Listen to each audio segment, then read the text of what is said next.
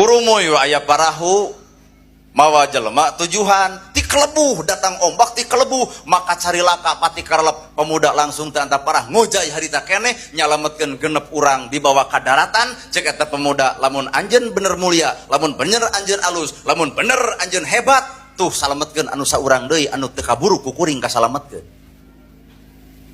Jeung ieu carita ka mana arahna Pak? Eta Hasan Al-Basri nyerel ngeluk juk ceuri. Pemuda hampura.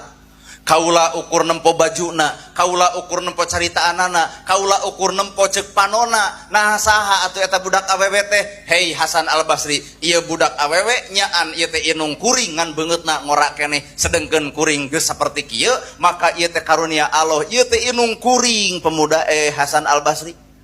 Kunaon eta aya minuman rumasa kuring mah jelema miskin teu boga gelas teu boga cangkir nu aya teh ukur minuman eta urut batur dieusian ku cai eukeur inuman kuring.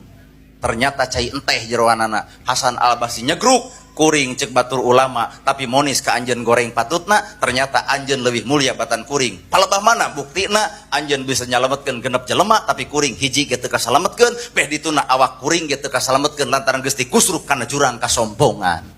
Tah. Well atuh sok.